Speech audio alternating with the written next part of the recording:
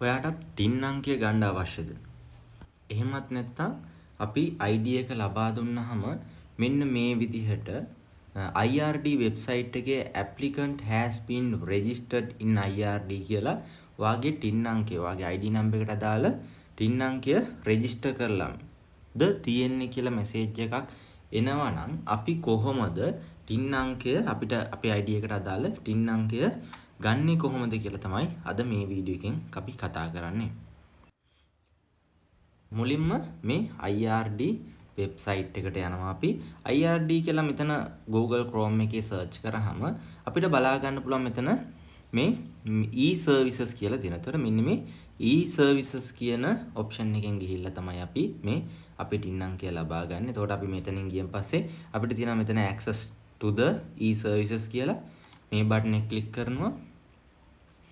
ඊට පස්සේ මෙන්න පහළ තියෙන අපිට verify authenticity of registration කියලා. එතකොට මෙන්න මේ බටන් එක නැවත වරක් ක්ලික් කරගන්නවා. එතකොට මෙතනින් තමයි අපි අපේ ID number එකට අදාළ කරන ටින් අංකය ලබා ගන්න. මෙතනින් අපි මෙන්න මේ verify registration කියන බටන් එක ක්ලික් කරගන්නවා.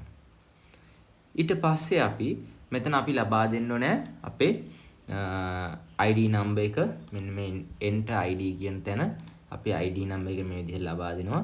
ඊට පස්සේ අපිට මෙතන දෙන්න පුළුවන් email address එක හෝ mobile number එක අපේ ඒ කියන්නේ මේ වෙබ්සයිට් එකෙන් අපිට OTP message එකක් එනවා පොඩි one time password එකක්. ඒ one time password එක එන්න ඕනි දුරකථන අංකයක් මම මේ විදිහට ලබා දෙනවා. ඊළඟ මෙතන send OTP කියන බටන් එක ක්ලික් කරනවා.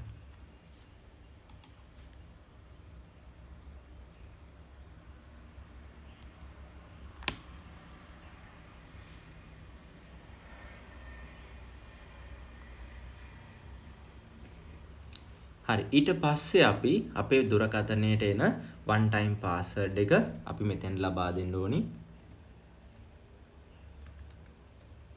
මේ විදිහට දීලා අපි මෙතන අපිට මැසේජ් එකක් එන OTP verified successfully කියලා.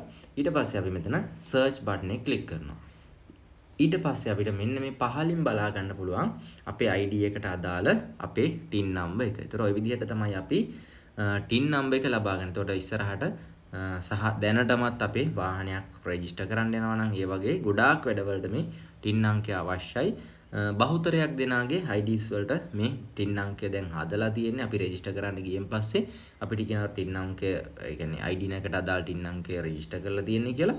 එතකොට අපි ඒ රෙජිස්ටර් කරලා තියෙන ID නම්බර් එකට අදාළ ටින් අංකය මේ විදිහට තමයි ලබා ගන්නේ.